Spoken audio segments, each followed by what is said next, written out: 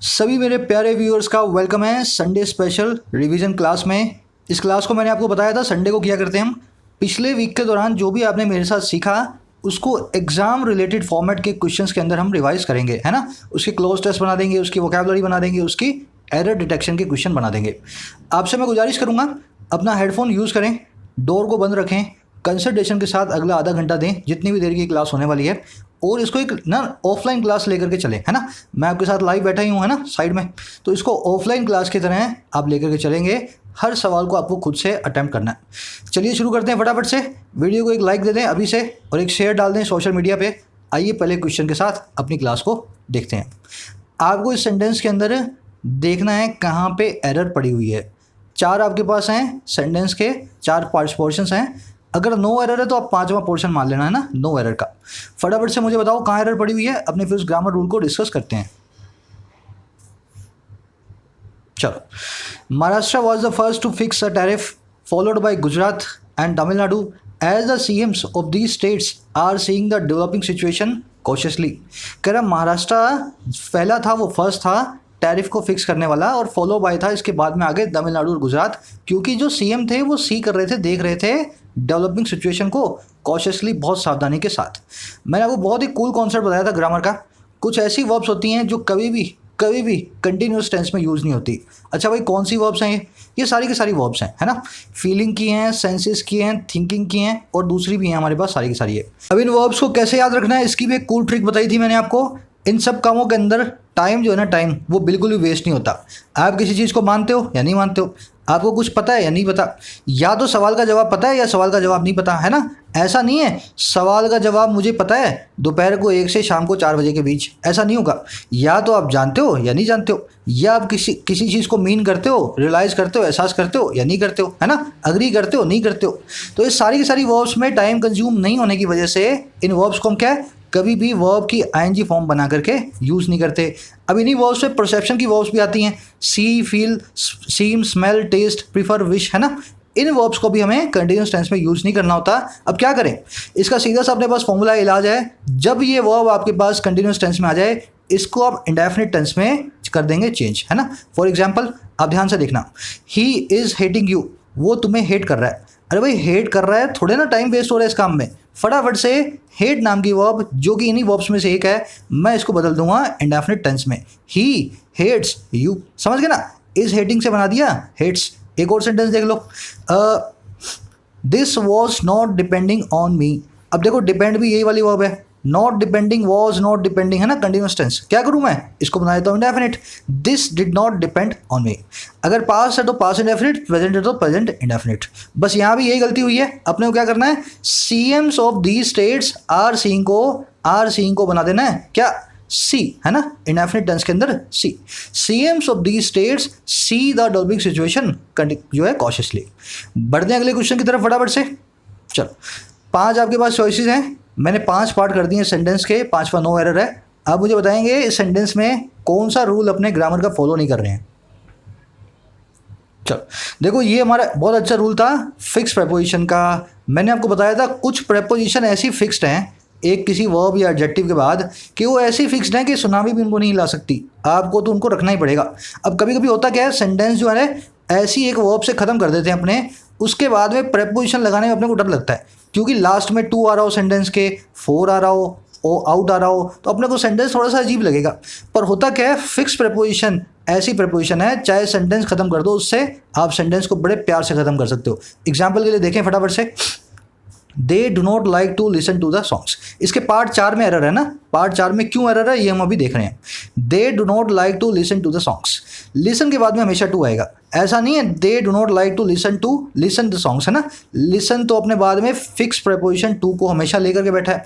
पर अगर ये सेंटेंस ऐसे लिखा होता, these are the songs they do not like to listen, तो इसके बाद में ये टू अपने को लगाना पड़ता, क्योंकि लिसन के बाद में टू आता है। समझ गए ना मेरी बात को।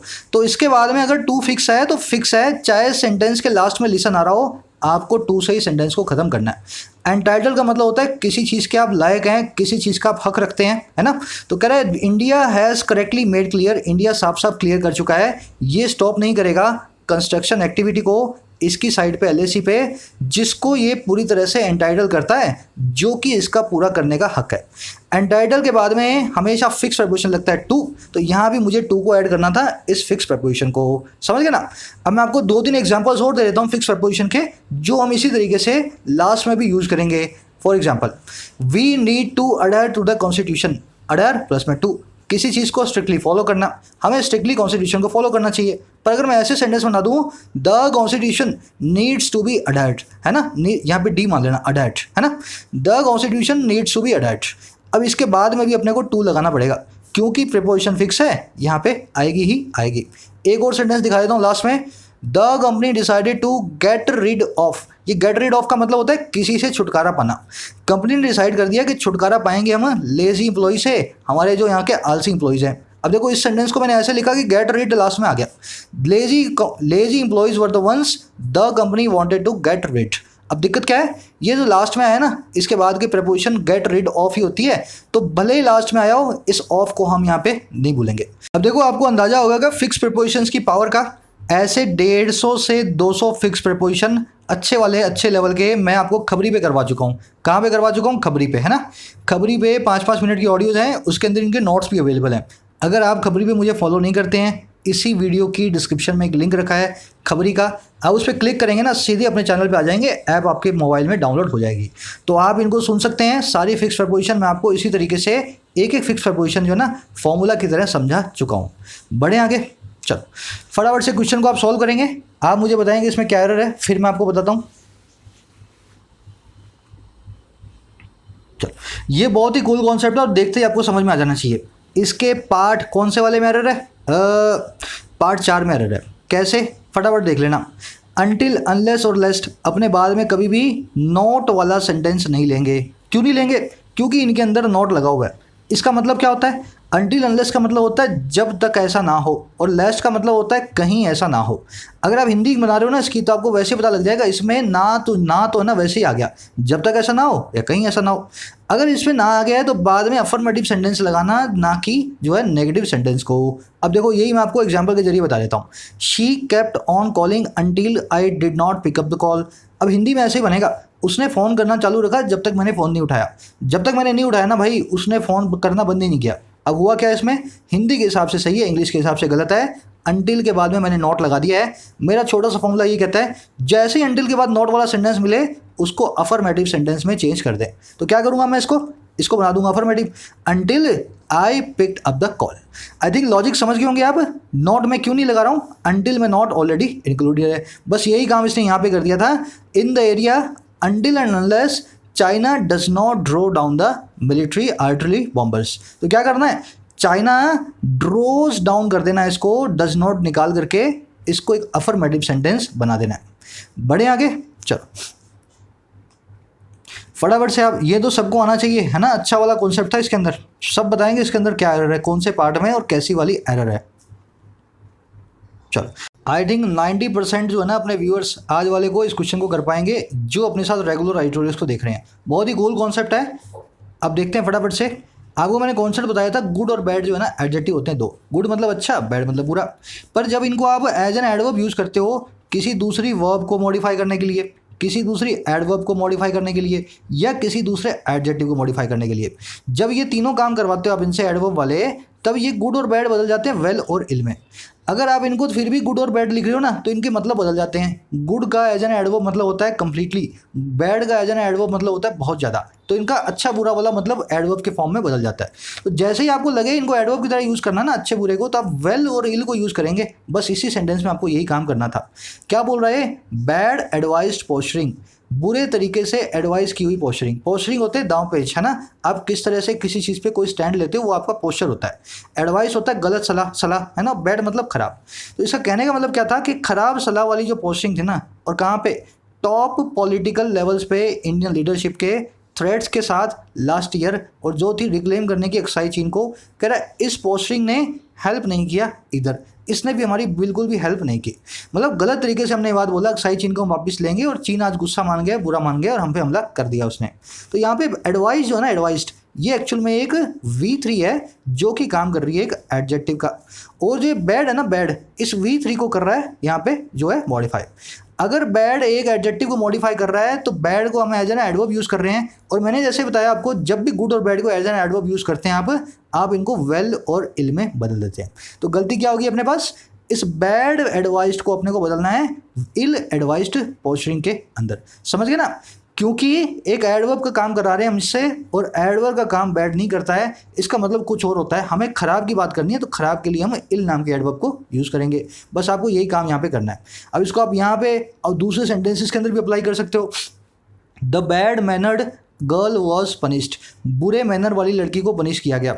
जैसे यहाँ पे एडवाइस्ड एक एडजेक्टिव था, वैसे ही मैनर्ड भी एक एडजेक्टिव है ना। तो इसके आगे मैं क्या लगाऊंगा, the ill mannered girl was punished. एक और सेंटेंस देख लो, it was a good intention move. Intention भी क्या है, V3 एक एडजेक्टिव का काम कर रही है, तो गुड इसके आगे एडवर्ब बन के नहीं आएगा, हम बोलेंगे well intentioned move. I think clear हो गया होगा। इस सेंटेंस में भी आप देख सकते हो बैड और इल में से मैं चूज करने वाला हूँ इल एडवाइस पोस्चरिंग को, पहले पार्ट में एरर है। बढ़ते हैं आगे, वही काम करना आपको फटाफट से। रूल मैं आपको बता चुका हूँ, आपको अप्लाई करना है। 5th क्वेश्चन है आपका, ये तो बहुत ही अच्छा रूल है ना, इसको तो देखते ही आपको पकड़ लेना चाहिए। चलो रूल बताऊँ, पहले आप रूल बताता हूँ, फिर आप पकड़ना कौन से में एरर है, जो लोग नहीं पकड़ पाए, कौन से पार्ट में एरर है नहीं पकड़ पाए। देखो रूल ये कहता है मेक के साथ में ये कॉजेटिव वर्ब होती है, मेक, लेट, हेल्प, है ना, इस तरह की सारी वर्ब्स होती हैं कॉजेटिव वर्ब्स। किसी काम को करवाती हैं, ये खुद नहीं करती है ना, किसी से कोई काम आप करवा रहे हो, किसी से आप पढ़ा रहे हो, किसी से कुछ करवा रहे हो, पॉजिटिव वर्ब्स। ये अपने बाद क्या करती है, एक नाउन प्रोनाउन लेगी और बाद में वर्ब की फर्स्ट फॉर्म लेगी। एग्जांपल के लिए बताता हूँ मैं आपको, मेक की बात कर रहा हूँ मैं खाली अभी। The movie made us cry, make की थर्ड फॉर्म मेड हो गई, सेकंड फॉर्म मेड हो गई, है ना। हम पास्ट टेंस की बात कर रहे हैं तो मेड हो गया। मेड के बाद में एक प्रोनाउन आ गया अस, है ना, और क्राई क्या हो गया, क्राई V1 हो गई। एक और सेंटेंस देखो, द कोर्ट मेड देम पे द फाइन, यहाँ भी V2 हो गई, V2 हो गई मेक, है ना, और इसके बाद में एक प्रोनाउन आ गया देम, और बाद में हमने वर्ब की जो फॉर्म यूज़ की है V1। इसका मतलब क्या है, कोर्ट ने उनसे फाइन पे करवाया, कोर्ट ने बोला फाइन पे करो, कोर्ट ने ज़बरदस्ती उनसे फाइन जो है पे करवाया। इस मूवी ने हमें रुला दिया, हम नहीं रोना चाहते थे पर मूवी ने हमें रुला दिया, कोज कर दिया हमें रोने को। एक और सेंटेंस देख लो, she will make you dance, वो तुम्हें नचाएगी, ना तुम नाचोगे, वो नाचेगी, वो तुम्हें नचाएगी, she will make you dance. अब देखो दिक्कत क्या है, मेक मेड अपने बाद में लेगी तो लेगी वर्ब की फर्स्ट फॉर्म, हमने क्या कर दिया, as part of its efforts made all state governments filing comprehensive action on the action। Comprehensive report होना चाहिए था ना, comprehensive report on the action. तो हुआ क्या यहाँ पे, हमने यहाँ पे मेड के बाद में नाउन तो यूज़ कर लिया स्टेट गवर्नमेंट्स, ठीक है, पर बाद में लगा दी वर्ब की क्या, ING फॉर्म। कैसे चेंज करें इसको, आप फटाफट से इस फाइलिंग को बदल डालेंगे, किस में, फाइल के अंदर। सेंटेंस कैसा बन जाएगा, made all state governments file comprehensive report on the action they had taken. समझ गए ना, फाइलिंग का बना देंगे हम V1 फाइल। आगे बढ़ते हैं, सिंपल है, इसमें एरर है ना, बहुत कुछ है भी नहीं इसके अंदर, बहुत सिंपल एरर है। सभी लोग कोशिश करेंगे। चलो अब बताऊं मैं आपको कितने लोग पकड़ पाए, बताना जरूर मुझे कमेंट्स के अंदर, है ना, ये एरर्स कितने लोग पकड़ पाए। देखो एरर ऐसी है आपके पास, अगर आपके पास एंटीसीडेंट दिया हुआ relative pronoun who which that का, तो आप इन तीनों में से किसी को भी यूज़ कर लो। एंटीसीडेंट दिया हुआ है तो आप इन तीनों में से किसी को भी यूज़ कर लो। अगर एंटीसीडेंट नहीं दिया हुआ तो आप वर्ड को यूज़ करेंगे। अब कुछ लोगों का सवाल होगा सर ये एंटीसीडेंट क्या होता है, नेक्स्ट वीडियो में प्रोबेबली रिलेटिव प्रोनाउंस की डाल रहा हूँ, मैंने इनको कई बार करवा दिया एडिटोरियल्स के दौरान, आपको डिटेल के अंदर एक वीडियो मिल जाएगी रिलेटिव प्रोनाउन पूरा का पूरा, प्रोनाउन चैप्टर का पार्ट 3। अब एक बार मैं समझा देता हूँ फटाफट से, जिन लोगों को समझ में नहीं आया होगा। ऐसा अगर सेंटेंस हो, he told who which that we wanted to know, sentence का मीनिंग क्या निकला, उसने बता दिया जो भी हम जानना चाहते थे। ही टोल्ड हु विच दैट, हम तीनों में से कोई भी लगा देंगे, वी वांटेड टू नो। अच्छा एक सेंटेंस और बना दूं मैं, he told the truth who which that we wanted to know. दोनों सेंटेंस में फ़र्क क्या है, पहले मैं कह रहा हूँ उसने हमें वो बताया जो हम जानना चाहते थे, दूसरे में कह रहा हूँ उसने हमें वो सच बताया जो हम जानना चाहते थे। पहले के अंदर जो हम जानना चाहते थे ना वो उसने बताया, पर ये नहीं बताया वो चीज़ क्या थी, वो किसी का फ़ोन नंबर था, वो कोई बैंक अकाउंट नंबर था, वो कोई सच था, वो कोई प्रोपेगेंडा था, वो कोई ऐसी चीज़ थी जो हमें बहुत अच्छी लगती थी। मैंने बताया उसको, उसने हमें क्या बताया, नहीं बताया, सिर्फ उसके बारे में बताया मैंने, जो हम जानना चाहते थे वो उसने हमें बता दिया। दूसरे के अंदर मैंने साफ साफ बोला उसने हमें ट्रूथ को बताया, जिस ट्रूथ को हम जानना चाहते थे। तो देखो यहाँ पे जो ट्रूथ है ना, ट्रूथ, इसके लिए एक एंटीसीडेंट, ये एंटीसीडेंट बन जाएगा इन तीनों में से हम एक को चूज कर लेंगे। पर पहले वाले केस के अंदर हमारे पास रिलेटिव प्रोनाउन के लिए कोई एंटीसीडेंट नहीं है ना, जो चीज़ बताई गई है वो चीज़ हमारे पास है ही नहीं। इस केस के अंदर हम क्या करते हैं, हम यूज़ करते हैं व्हाट नाम के रिलेटिव प्रोनाउन को। तो 4 रिलेटिव प्रोनाउंस हैं हमारे पास, 3 तो ये वाले हैं जो एडजेक्टिवल क्लोज बनाते हैं, इनके पहले एक एंटीसीडेंट होना चाहिए। चौथा रिलेटिव प्रोनाउन है जो कि एक नाउन क्लोज बनाता है, आपको क्लोज और फ्रेज में बताऊंगा मैं। इससे पहले एंटीसीडेंट कभी भी नहीं दिया होता, नहीं देने की वजह से इसको हम यूज़ करते हैं। अब इसको इसमें अप्लाई करते हैं सेंटेंस में। Both sides face that is likely to be a long road ahead to restore the status quo ante. आगे का नहीं पढ़ेंगे, इसी में आ जाएगा। दोनों साइड्स फेस करती हैं किसको, जो कि लाइकली है एक लंबी रोड आगे। क्या उस चीज़ का नाम बताया हमने जिसको फेस करती हैं वो?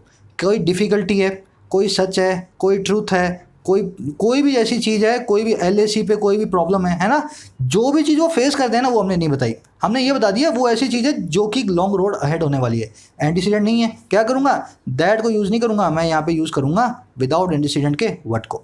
तो both sides face what is likely to be a long road ahead. Logic से चलोगे तो बहुत सिंपल है, ऐसे रट्टा मारोगे तो ये कभी भी काम नहीं आएगा एग्जाम के अंदर आपके ना। सर ये फेस वर्ब आ जाए उसके बाद में व्हाट आएगा, नहीं मेरे भाई।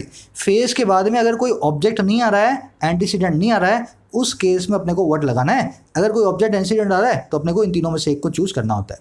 बढ़े आगे, चलो। डिस्करेज कोई भी नहीं होगा, क्वेश्चन ऐसे ही हैं यार, वो वाले क्वेश्चन नहीं बना रहा मैं ना जो देखते ही आप बता दो एक लाइन का क्वेश्चन होता है। ऐसे क्वेश्चन आपको एग्जाम में फेस करने हैं, डिस्करेज होने की बजाय अपने ऊपर काम करना है आपको। बहुत ही कूल कॉन्सेप्ट है, सभी कोशिश करेंगे। पहले मैं आपको ग्रामर कॉन्सेप्ट बता देता हूँ। हाउ नाम की वर्ब है ना, जो हाउ नाम की एडवर्ब है, इसका मतलब होता है कैसे। क्या मतलब होता है इसका, कैसे। ये अफर्मेटिव सेंटेंस में भी यूज होती है एज ए कंजंक्शन, ये इंट्रोगेटिव सेंटेंस में भी यूज होती है एज एन एडवर्ब। अब आपको एक चीज़ का ख्याल रखना है, अगर सेंटेंस के लास्ट में क्वेश्चन मार्क आ रहा हो, उस केस में ये इंट्रोगेटिव काम कर रही है, हाउ वाली जो अपनी एडवर्ब है। उसकी पहचान क्या होगी, उसमें हाउ के बाद में आप फटाफट से क्या लगा देंगे, हेल्पिंग वर्ब को। क्यों, क्योंकि क्वेश्चन वाले सेंटेंस के अंदर हम इन्वर्जन करते हैं, हेल्पिंग वर्ब को सेंटेंस के सब्जेक्ट से पहले ले आते हैं। इतना तो आपने सुना ही होगा मेरे साथ है ना, इन्वर्जन वाला कॉन्सेप्ट। जैसे एग्जांपल देता हूं आपको, we do not know how the prisoner escaped, और दूसरा सेंटेंस क्या है, we how did the prisoner escape. दूसरे वाले में हमने सवाल पूछा प्रिजनर ने कैसे एस्केप किया, हाउ से शुरू हुआ है। अगर ये हाउ से शुरू हुआ है ना और सवाल पूछा गया है, तो हम इस सेंटेंस में इन्वर्जन करेंगे, डिड को ले आएंगे प्रिजनर से पहले, इस सेंटेंस को हम एक इन्वर्टेड सेंटेंस बना देंगे। समझ गए ना, सब्जेक्ट तो प्रिजनर है, डिड उसकी वर्ब है, ये बन गया एक इन्वर्टेड सेंटेंस। पर पहले वाले केस में अगर आप देखो ना, तो हाउ कंजंक्शन का काम कर रही है, हमें नहीं पता प्रिजनर कैसे एस्केप करके गया है ना। इस केस के अंदर ये वी डू नॉट नो नाम के क्लोज को प्रिजनर एस्केप नाम की क्लोज से मिला रही है। लास्ट में क्वेश्चन मार्क भी आप जो है नहीं देख रहे है ना, इससे मुझे पता लगा ये कंजंक्शन का काम कर रही है। इसके बाद में अब मैंने इन्वर्जन नहीं किया, अब मैंने क्या लिखा है, हाउ द प्रिजनर एस्केप्ड। मैंने ऐसा नहीं लिखा how did the prisoner escape, जैसा कि मैंने इस केस में किया था। बस आपको यही फटाफट पहचानना है ये कौन से रोल में है दोनों में। अगर पहले रोल में है तो इन्वर्जन नहीं होगा, अगर दूसरे रोल में है तो इन्वर्जन होगा। अब यहाँ पे इसमें क्या रोल किया देखना फटाफट, emergence of successful partnerships here will likely depend on how well, well एक एडवर्ब है, हाउ भी एक एडवर्ब है, कितने अच्छे तरीके से, how well do they stand up against the American example. हुआ क्या यहाँ पे, इन्वर्जन हुआ है ना, डू नाम की हेल्पिंग वर्ब दे नाम के सब्जेक्ट से पहले आई हुई है। क्या सेंटेंस के लास्ट में क्वेश्चन मार्क आ रहा है, नहीं आ रहा, यहाँ पे कंजंक्शन का काम कर रही है। इस केस में मुझे यहाँ पे इन्वर्जन नहीं करना था, मुझे लिखना था how well they stand up against. इस डू को मैं क्या करता, यहाँ से निकालता, इसको एक सिंपल सेंटेंस बना देता।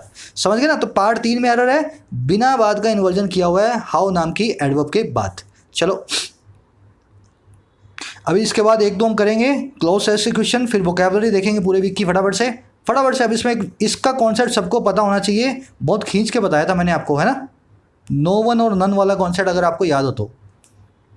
चलो कॉन्सेप्ट बता दूं फटाफट से। पहले देखो इंग्लिश में 2 वर्ड है अपने पास, एक तो है नो वन और दूसरा क्या है, नन। नन और नो वन में फ़र्क क्या है, कोई भी नहीं है, इन दोनों के बीच में एक स्पेस दिया हुआ है, यहाँ पे ओ को निकाल के स्पेस को निकाल दिया है ना, नन और नो वन। अब हमेशा ध्यान रखना है स्ट्रक्चर को, नो वन के बाद में ऑफ मत यूज़ करना और नन के बाद में हमेशा ऑफ यूज़ करना। इसका मतलब ये नहीं है ये हमेशा चलेगा। 99% केसेस के अंदर नन के बाद में हम ऑफ जो है ना लगाते हैं और नो वन के बाद हम ऑफ नहीं लगाते हैं। पहले की इंग्लिश में दोनों के बाद ऑफ लगता था, आजकल की इंग्लिश के अंदर, स्टैंडर्ड इंग्लिश के अंदर हम नन के बाद ऑफ लगाएंगे और नो वन के बाद नहीं लगाएंगे। समझ गए? दूसरा रूल, नो वन लगेगा सिर्फ इंसानों के लिए, नन लगेगा हर चीज़ के लिए, चाहे ह्यूमन है, चाहे कुर्सी है, चाहे मेज है, चाहे कुत्ता है, चाहे कोई भी चीज़ है, उसके लिए हम लगाएंगे नन को। अगर आप इसको समझ गए तो फटाफट इस सेंटेंस में अपने एरर को पकड़ें। चलो इस सेंटेंस को देखो पहले। इन दोनों की वर्ब हमेशा सिंगुलर या प्लूरल दोनों में से कुछ भी हो सकती है। आप प्रेफर करेंगे सिंगुलर वर्ब को जब तक सेंटेंस के अंदर आपको डिमांड ना हो, है ना। सिंगुलर वर्ब को आप हमेशा प्रेफर करेंगे नन और नो वन के साथ। अब एग्जाम्पल देख लो, no one loves us. No one का मतलब क्या है? कोई भी ह्यूमन। कोई भी ह्यूमन हमें प्यार नहीं करता। नो वन का मतलब क्या है? दुनिया में कोई इंसान नहीं है जो हमें प्यार नहीं करता। अच्छा, none of the bags is beautiful. कोई भी बैग नहीं है जो ब्यूटीफुल हो, एक भी बैग नहीं है जो सुंदर है। समझ गए ना? यहाँ पे नो वन ने इंसान को बता दिया, यहाँ पे नन ने बैग्स को बता दिया। अब देखो तीसरा sentence, no one of the bags is beautiful. कोई भी बैग ब्यूटीफुल नहीं है। हुआ क्या? नो वन को यूज़ कर दिया बैग्स के लिए। नो वन किसके लिए यूज़ होता है? ह्यूमंस के लिए। अगर ऐसी बात है तो इस केस में मुझे नो वन को काटना है और इसकी जगह क्या रखना है? नन को यूज़ करना है। दूसरी चीज़, इसमें मैंने ऑफ भी यूज़ किया नो वन के बाद।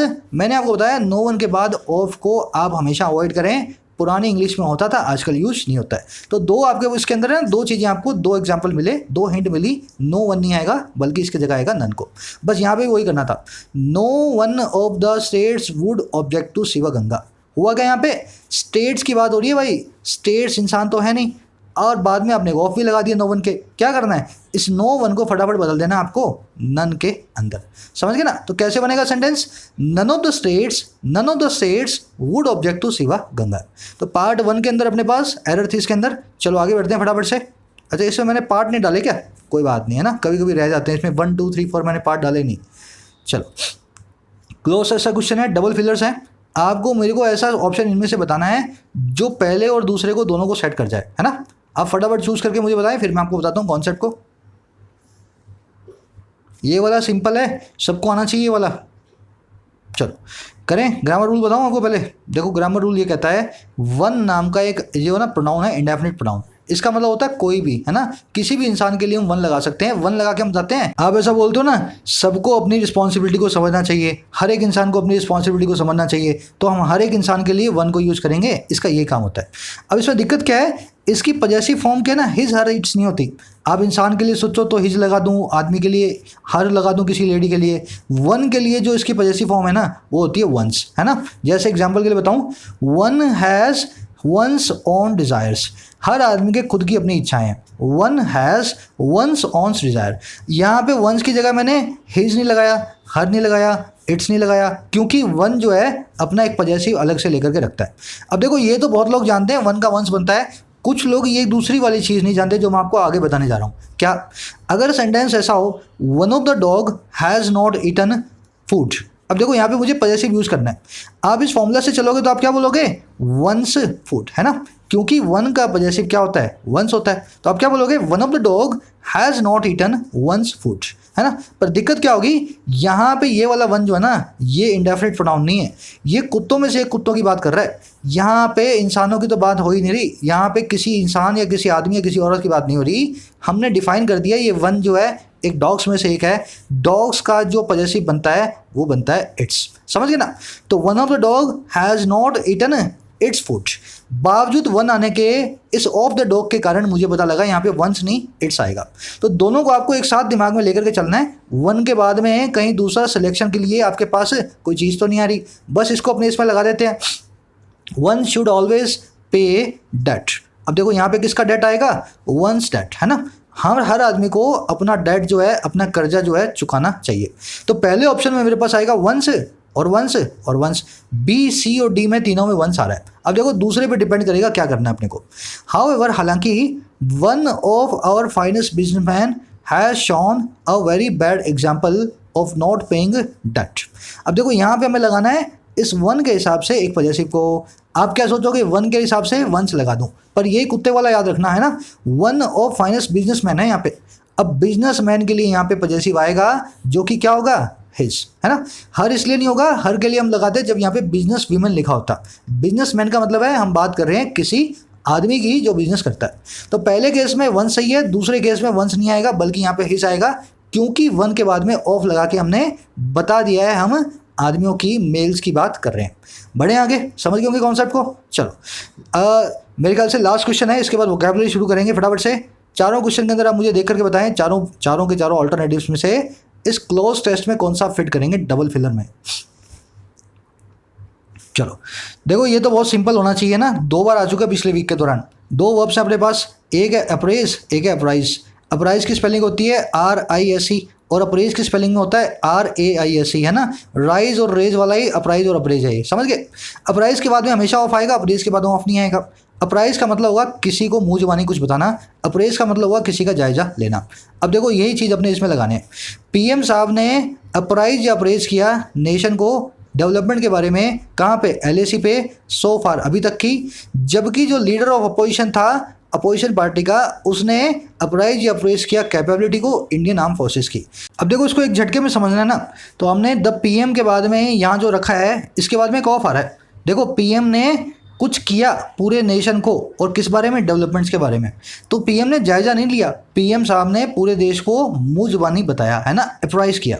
उसने PM ने अप्राइज किया या इन्फॉर्म किया, A और D में से हमारा एक आंसर है। कैसे पता लगा मुझे, अप्राइज रखते ही मालूम पड़ जाएगा, यहाँ पे इन्फॉर्मेशन की बात हो रही है, PM साहब ने इन्फॉर्म किया, और किसको किया, नेशन को, नेशन का नाम भी आ गया, है ना। अच्छा दूसरे वाले केस के अंदर देखते हैं। अब देखो A और D में से हमारा एक आंसर है, यहाँ पे अप्राइज आ रहा है, यहाँ पे अप्राइज आ रहा है। कह रहा है ये देखो, while the leaders of the opposition party apprise या appraise capabilities of Indian arm forces. अगर यहाँ पे मैं अप्राइज रख दूँ यहाँ भी, तो इसका मतलब क्या हो जाएगा, लीडर जो है अपोजिशन पार्टी के, उन्होंने इन्फॉर्म किया कैपेबिलिटीज़ को, और किसके बारे में, इंडियन आर्म फोर्सेस के बारे में। उन्होंने कैपेबिलिटी को बुलाया, चाय पिलाई, और फिर उनको इन्फॉर्म किया हमारी आर्म फोर्सेस की ये कैपेबिलिटीज़ है। आप कभी भी इन्फॉर्म करोगे किसी दूसरी चीज़ को, किसी इंसान को, यहाँ पे नेशन होता तो मान लेता, अगर यहाँ पे कैपेबिलिटी है तो हम इनको अप्रेज कर रहे हैं, हम इनका जायजा ले रहे हैं, एग्जामिन कर रहे हैं, तो दूसरे में आएगा अप्रेज।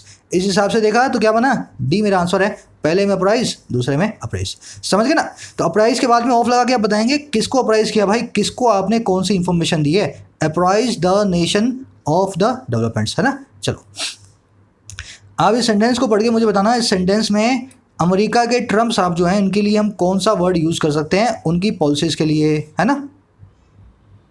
ये चारों में से एक जो है ना उनकी पॉलिसी होगी। आप इस सेंटेंस को पढ़ें और फिर मुझे बताएं। चलो जानबूझ करके मैं इस तरह के इनोवेटिव वे में आपको करने की कोशिश करता हूँ तैयार, ताकि आप जो है ना एग्जाम रिलेटेड जो है एग्जाम लाइक सिचुएशन को फेस करें।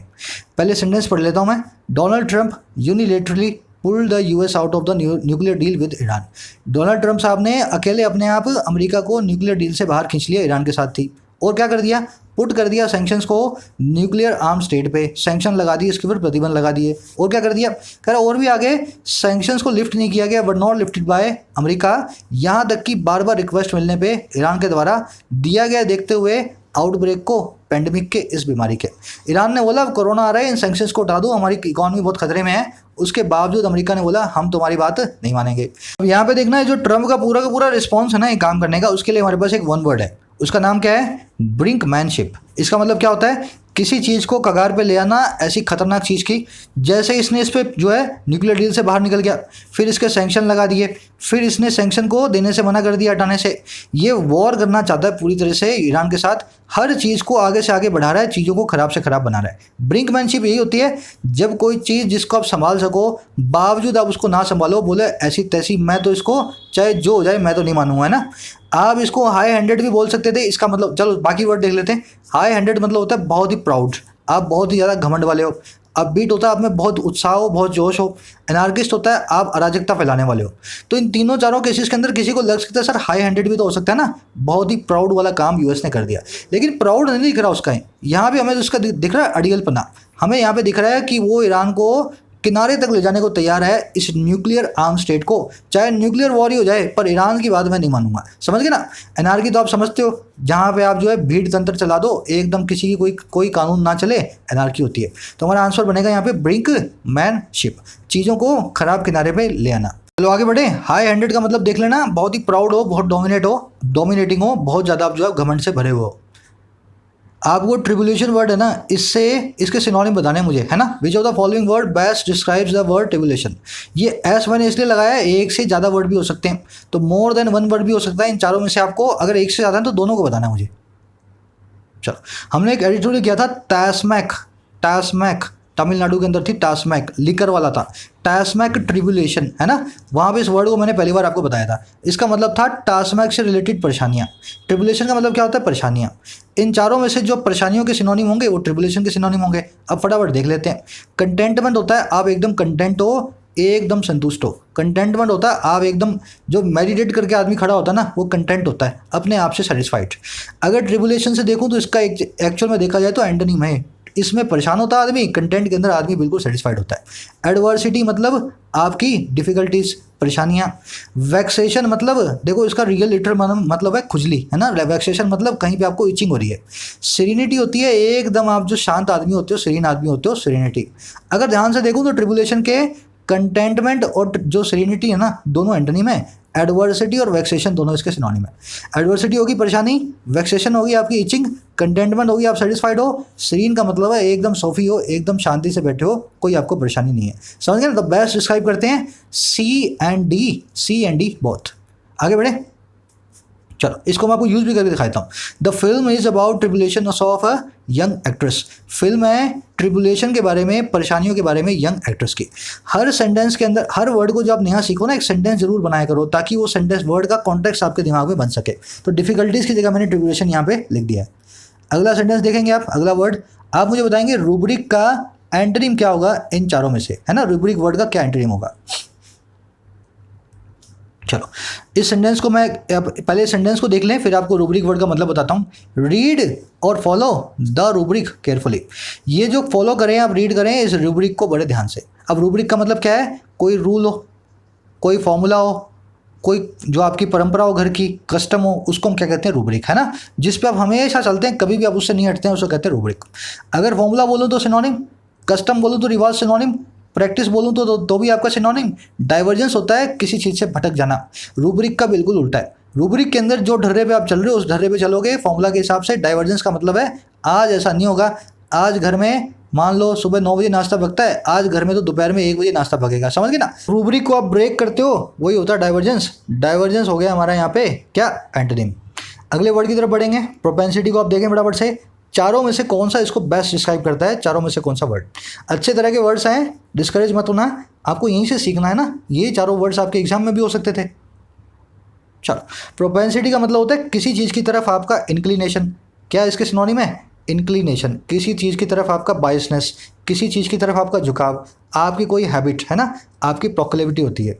अगर मैं प्रोक्लेविटी का मतलब ऐसा समझूँ मेरा झुकाव, तो प्रोपेंसिटी और प्रोक्लेविटी दोनों हो गए हमारे एक दूसरे के सिनोनिम, है ना। प्रोक्लेविटी भी वही है, प्रोपेंसिटी भी वही है। रिपंजेंस होता है किसी चीज़ के प्रति आपका नफरत, आपकी घृणा। लोथ होता है किसी चीज़ के प्रति आपकी अनविलिंगनेस, किसी काम को ना करने की आपकी इच्छा। एवर्जन होता है किसी चीज़ से आपको दूर रहना, किसी चीज़ को जिसको आप जो है अवॉइड करते हैं, वो होता है आपका एवर्जन। अगर ध्यान से देखो तो रिपंजेंस, लोदिंग और एवर्जन तीनों किसी चीज़ से दूर रहने की बात करते हैं। प्रोक्लिविटी बात करता है किसी चीज़ की तरफ आपके झुकाव की, जो कि प्रोपेंसिटी भी करता है। एक ही आपका सिनोनिम है, बाकी तीनों एंटोनिम है ना। प्रोक्लिविटी, प्रोपेंसिटी, सिनोनिम, ये तीनों के तीनों बन गए इनके एंटोनिम। सेंटेंस देख लो। He showed a propensity for violence. उसने एक रुझान दिखाया वायलेंस का। उसकी बातों से हमें लगा, उसके एक्शन से हमें देख करके लगा कि थोड़ा सा वायलेंस की तरफ झुका हुआ है, बहुत जल्दी वो आक्रामक हो जाता है ना। Propensity for violence. चलिए फटाफट से बताएंगे। प्री रिक्विजिट, बहुत अच्छा वर्ड है, इसको आप तोड़ भी सकते हैं रूट वर्ड के साथ में। प्री रिक्विजिट कौन सा ऑपोजिट है इन चारों में से इस वर्ड के लिए? चलो तोड़ के दिखाता हूँ आपको, बड़ा सिंपल वर्ड है। प्री मतलब पहले, रिक्विजिट मतलब जिस चीज़ की आपको जरूरत हो। प्री रिक्विजिट वो चीज़ है जिसके बिना आपका काम नहीं चलेगा, जिसकी पहले आप आओगे, वो चीज़ जब आएगी ना तभी आपका काम शुरू होगा। Pre requisite. अगर घर में बिजली होगी तभी आपका एसी चलेगा, तो electricity is pre requisite for running a AC. समझ गए ना मेरी बात को? जो चीज़ बहुत ज़रूरी है। अब देखो जरूरी कौन कौन से इनमें से? मैंडेटरी मतलब जरूरी, वाइटल मतलब जरूरी, डिस्पेंसिबल मतलब गैर जरूरी, इंपरेटिव मतलब जरूरी। समझ गए ना? तो यहाँ पे 3 के 3 इसके सिनोनिम है, इंपरेटिव, मैंडेटरी और वाइटल। पर डिस्पेंसिबल है जिसके साथ में आप डिस्पेंस विद कर सकते हो, जिसके साथ में आप पार्ट विद कर सकते हो, जिसको आप अपने आप से दूर कर सकते हो, जिसके बिना आप अपना काम चला सकते हो। प्री रिक्विजिट का बन गया ऑपोजिट। सी हमारा आंसर है। एक सेंटेंस बना के मैं आपको दिखा देता हूँ। Passing CGL is pre requisite for becoming an IT inspector. अगर ये बनना है ना आपको तो CGL आपको पास करना पड़ेगा। तो CGL क्या हो गया, नेसेसरी कंडीशन होगी, प्री रिक्विजिट हो गया, इंपरेटिव हो गया, मैंडेटरी हो गया, वाइटल हो गया। बढ़े आगे, 16 नंबर क्वेश्चन है। प्री एम्प्टिव वर्ड को आप मुझे बताएंगे चारों में से कौन सा इसका सिनोनिम है। ये सबके सब हम एडिटोरियल्स के दौरान कर चुके हैं, आपको थोड़ा अपने दिमाग को चलाना है कैसे हमने इस वर्ड को वहाँ पे एक्सप्लेन किया था।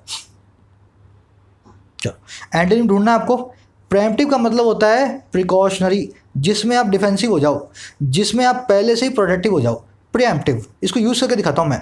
The prime minister authorised a pre-emptive air strike against the enemy. आजकल चल भी रहा है, प्राइम मिनिस्टर साहब ने एक प्रोटेक्टिव एयर स्ट्राइक को एनिमी के सामने ऑथोराइज कर दिया। क्या बोल दिया, जैसे तुम्हें एनिमी का एयरप्लेन दिखे, फाइटर प्लेन दिखे, तुम्हें मेरी तरफ से पूरी छूट है, आप प्री एम्प्टिव एयर स्ट्राइक कर सकते हो, डिफेंसिव होकर के, प्रिकॉशन लेकर के, प्रोटेक्टिव होने के लिए ऐसी एयर स्ट्राइक को कर सकते हो। समझ गए ना। तो तीनों इसके सिनोनिम है। नेग्लिजेंट हो गया हमारे यहाँ पे इसका ऑपोजिट, प्री एम्प्टिव होता है डिफेंसिव एकदम प्रोटेक्टिव, नेग्लिजेंट होता है जिसमें आपका कोई भी ध्यान नहीं है, आपने नज़रअंदाज कर रखा है अपनी प्रोटेक्शन को, अपने डिफेंस को। समझ गए ना, इसका एंटोनिम है। चलो आगे बढ़ते हैं, लास्ट क्वेश्चन आज का। बहुत ही अच्छी फ्रेजल वर्ब है, कम इन फॉर। आप मुझे बताएंगे इस फ्रेजल वर्ब का क्या मतलब होता है इन चारों में से। 2 बार आई है ये भी लास्ट 10 दिन के दौरान। अगर आपने सारे एडिटोरियल्स देखे हैं तो आपको आना चाहिए कम इन फॉर क्या होता है। चलो, अराइव, एक्वायर, इमर्स, अशर, है ना। अब देखो एक सेंटेंस बताता हूँ, इससे आपको याद आ जाएगा। Karan Johar has come in for criticism over his insensitive tweet on SSR, है ना। सुशांत सिंह राजपूत पे उसकी इनसेंसिटिव ट्वीट के कारण करण जौहर कम इन फॉर हो गया क्रिटिसिज्म के लिए। अब इसका मतलब क्या है, करण जौहर ने अचीव कर लिया है, एक्वायर कर लिया है, पा लिया है बहुत सारा क्रिटिसिज्म। एक और सेंटेंस देख लो, she has come in for his father's wealth and business. उसने एक्वायर कर लिया है, पा लिया है उसके पापा की वेल्थ को और बिजनेस को। तो उनकी विल में उसके नाम सारा छोड़ के गए थे, तो she has come in for. अब इसका मतलब क्या हो गया, किसी चीज़ को पाना, किसी चीज़ को एक्वायर करना, किसी चीज़ के लिए लायक हो जाना। जैसे करण जौहर ने क्रिटिसिज्म को पाया है और उसने पाया है अपने फादर की हेल्थ को। इसी के साथ हमने अपना रिवीजन पूरा किया। अब आपसे एक छोटी सी बात मुझे करनी है, जिन लोगों को क्लोज टेस्ट, PQRS, है ना, इस तरह का स्पेशलाइज कंटेंट चाहिए, इस तरह का जैसा हम यहाँ कर रहे हैं, मैंने चैनल पे बहुत सारी वीडियोस बना करके रखी हैं मेंबर्स के लिए, है ना।